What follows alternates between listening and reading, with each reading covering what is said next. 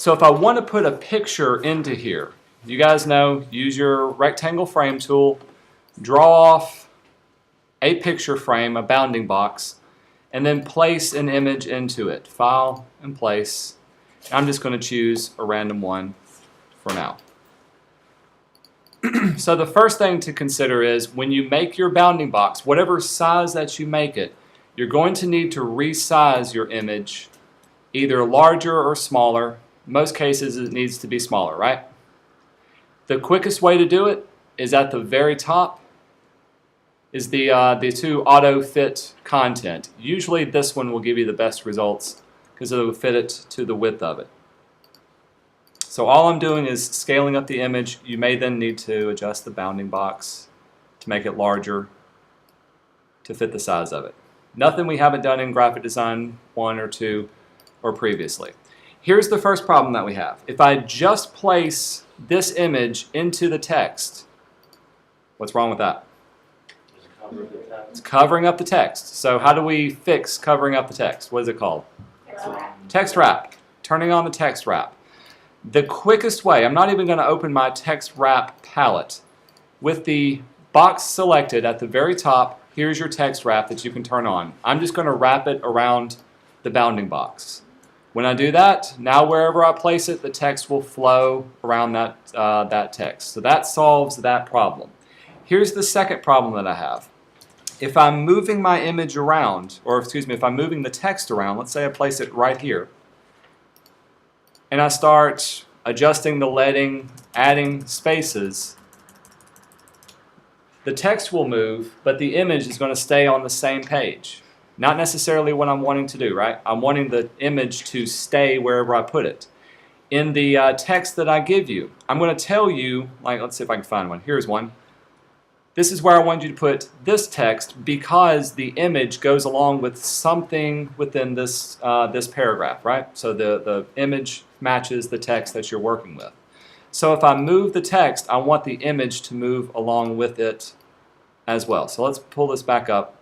Here's how to create an inline image that we're working with. First of all, you've got your text box, you've got text wrap turn on, everything is good. With the bounding box selected, do not select the picture, select the bounding box. Make sure that's selected. You can go to Edit and Cut. Then use your Type tool and choose where you want to place your image. So in this case, I'm going to put it right here. I'll even give it a return space. So that's where I want my text, or excuse me, my image to be placed within my text. To paste it, we're going to choose Edit, Paste in Place. And this will paste the image into the text line that I'm working with. Now check out what happens if I was to hit Return. Notice that the image flows along with it. Very nice, right? That's what we're wanting to happen as well. Have I lost everybody? Nothing new with that. If I keep hitting Return, watch what happens when it reaches the bottom of my text. Okay? It jumped to the next page. Now in jumping, it's leaving me with this large open gap where it's at, which is another thing that I don't want to have. I still want my image to be able to flow and I want it to be in a specific spot, but I don't want to have all these gaps in between here. What I would like to do, let's get real fancy with this. Let's pull this back up. Is have my image appear in the same spot no matter where I place it on the page. And this is what's called anchoring, your anchoring options to do. Check out my book that I have. What I want to do, let's go back up to here, is I want my picture to be at the bottom of whatever page that it happens to flow on. In this case, if it's on the right page, I want it to be at the bottom of this side. If it's on the left side of the page, I would want it to be on the bottom of whatever left side of the page is on. Here's how we'll tell it to do that. First of all, I'm going to select my image. So I've got my bounding box. At the very top, notice I've got a little anchor icon. This means it's an anchored image. It's anchored inside of whatever line that I'm working on. If I was to move my image, I'm going to click on it and drag it around. Notice I can't move it up any. I'm trying to click and drag up, but if I move it down, the image will flow around the text that's below it. So why is it flowing around it? It's an easy one. I can't move it left or right either. I've got text wrap turned on. Cool? Okay. So that's the first thing to remember. This will come up in just a second too. So it's affecting any text that's below it, not any text that's above it. If I'm wanting to move this to a specific spot, say down at the very bottom corner or in the center of my page, we're going to open up our anchor options. Anchor options are found under Object. There's Anchored Object. This will open up our options palette.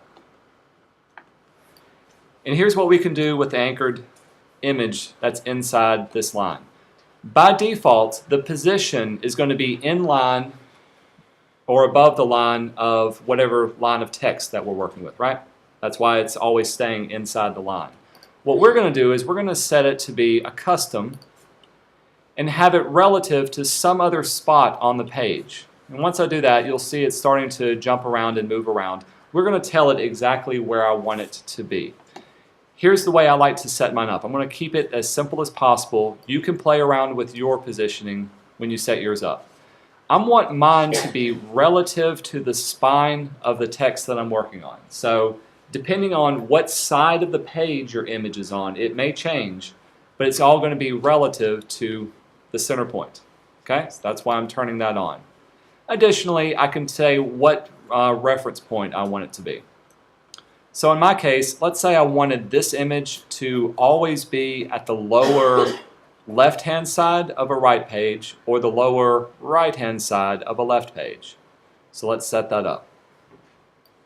Naturally, this is on our right page. So for my reference point, there's each side point right there. For my anchored position, this is going to be relative. The X is left and right, the Y is up and down.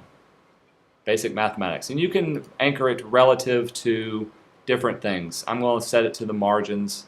Tends to be the easiest for me because the page margin is going to be the same for everybody.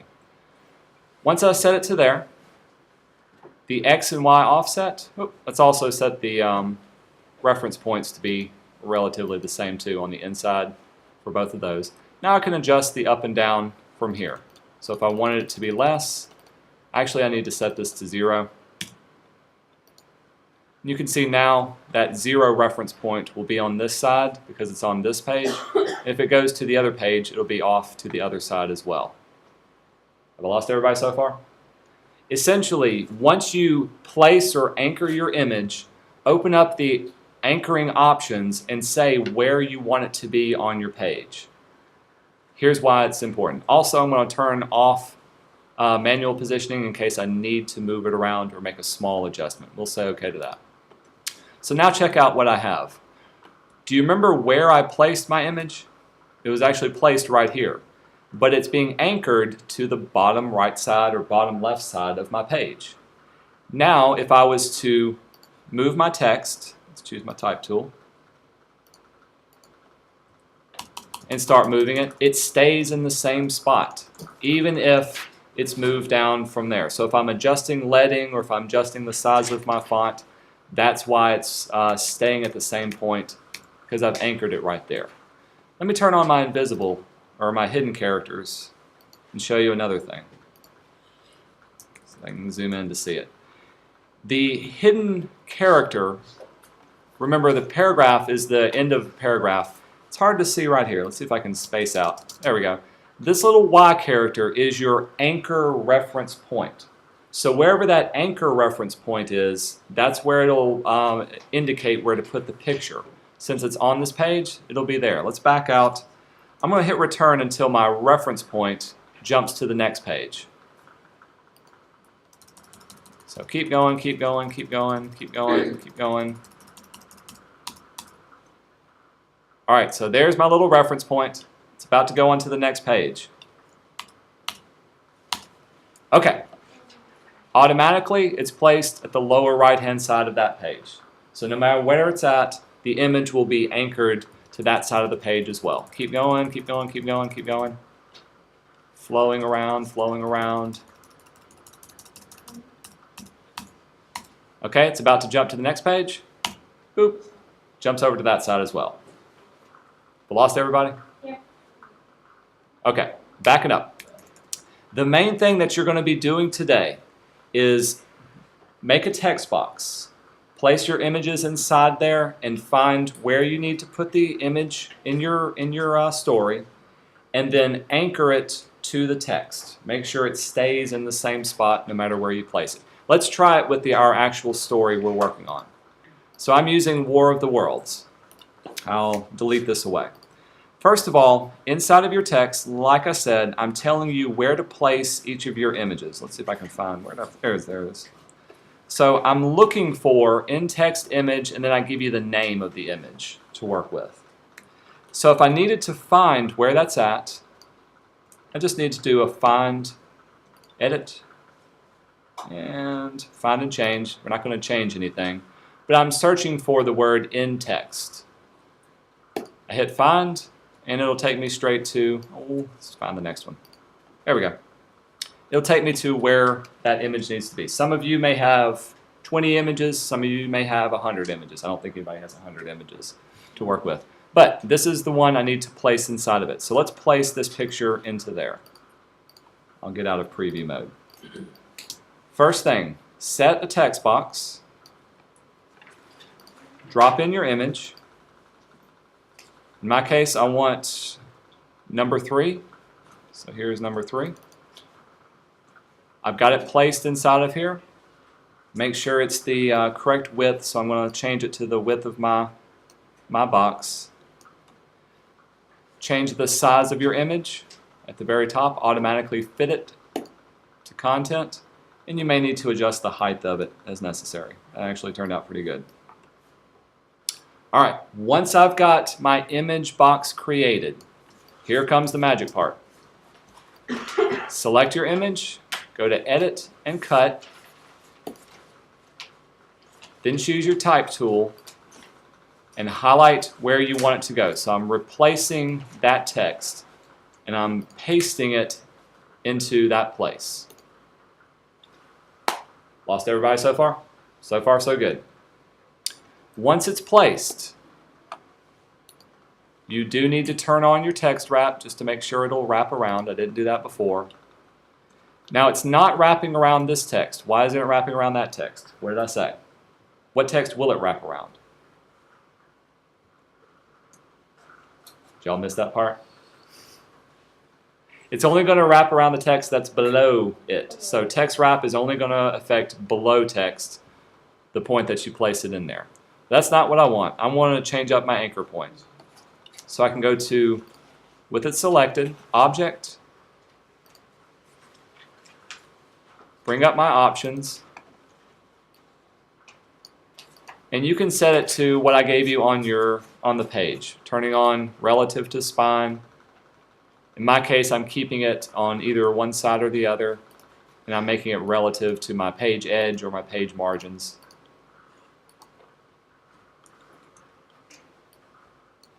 In this case, oops, I need it to be the inside margins. There we go. So it places it inside of there.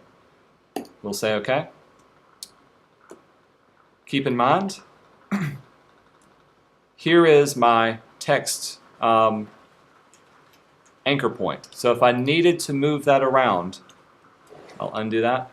I can always, let's see, I'll even move this out of the way.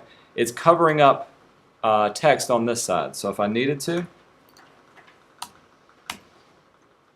I can move it to the other side and then position it, oops, wrong one, there we go, to that particular side from in there as well. I can adjust everything from that. Find the next one. I can go to Edit and find next instance of in-text copy. There it is. So here's in-text image in case I need the first one. Rather than having to go back and make a new text box, copy it, paste it, what I'm going to do is, let's see if I can find my image. Pardon me for a second. There we go. I'm just going to copy whatever I have here. It's already the size that I want. It's already formatted. Command C, copy it, then go back and we'll refind my last one. There it is. I've got it copied, edit. We're not just going to paste it, we're going to paste it in place.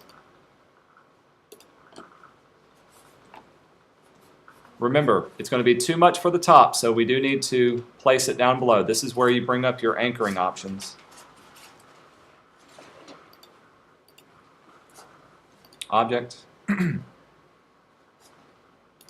anchor it, and in my case I'm anchoring it to the bottom of my margin, page margins, inside margins, and it will stay down at that particular spot as well. So even if I start adding or changing up my text, moving it around, eventually it will pop to the other side. Come on, oh, well, there we go. Is this going to mess up like your chapters and stuff? No, it won't, because it's your turn. When you turn on text wrap, it'll flow and place your text on another page. Nope, it won't take. It'll just keep adding pages and move things around. Did I lose everybody? Okay. That's essentially the last thing that you're going to be doing for your text. Place your images in there wherever they need to be. The second thing to consider, once you finish this, I'll